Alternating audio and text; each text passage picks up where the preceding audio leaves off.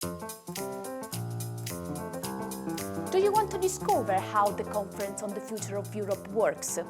Well, first, I invite you to watch the first video we published on this topic, where we explained the whole process of the conference. You can find the link in the description below. Today, we will look at why deliberative democracy is so innovative, and we will explore some recommendations of the fourth panel on migration and the EU foreign policy, which were approved in Maastricht in mid-February.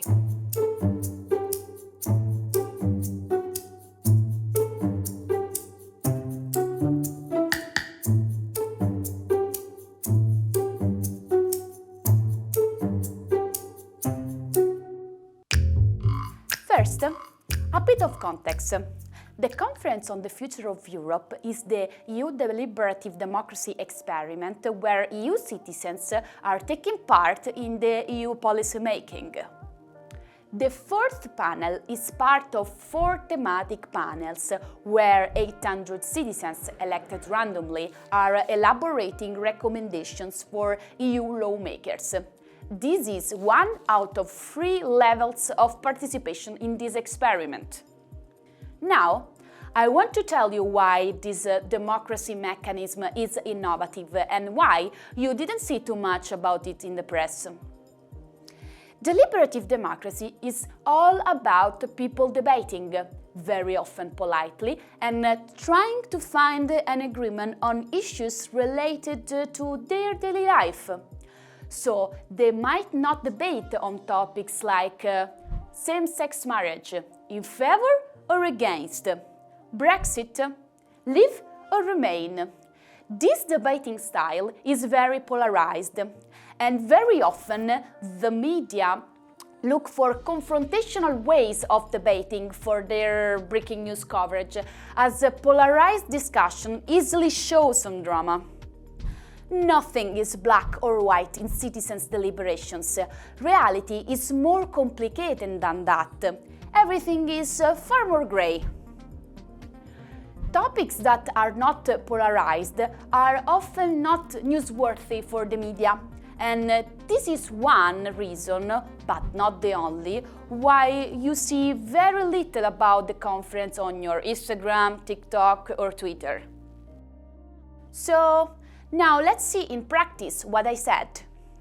The Maastricht panel approved 40 recommendations, which topical themes are reducing EU dependency on imports, making them more ethical, harmonizing borders and migration management at EU level to make more humane bureaucratic procedures, promoting integration courses, such as language and cultural ones, to make third country nationals more integrated in the EU. Citizens even proposed to make some of the courses mandatory and free of charge. Putting commercial relations with third countries in an ethical perspective and, at the same time, promoting EU values linked to human rights protection and ecological transition. Improving the authority of the EU as an international partner while, for example, establishing sanctions.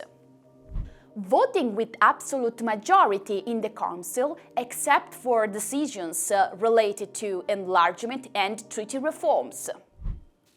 17 out of 40 recommendations are on border management and migration. This means that this panel is particularly concerned about reforming the EU migration policy.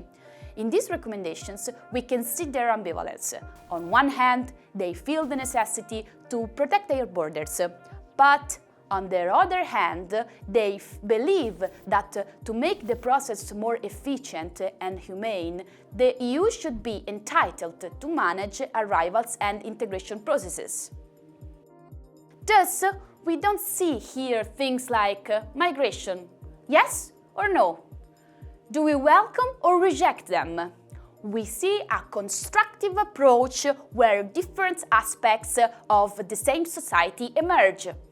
The conference will eventually be concluded on May 2022, when the outcomes of the whole experiment will be presented.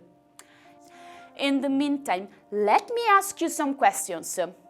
Do you like this way of making decisions? What are the strengths and weaknesses of deliberative democracy? But more importantly, did you ever expect that randomly elected citizens could come up with quite significant and complex recommendations? Let us know in the comments below what you think, and let's see together where this very interesting experiment is going.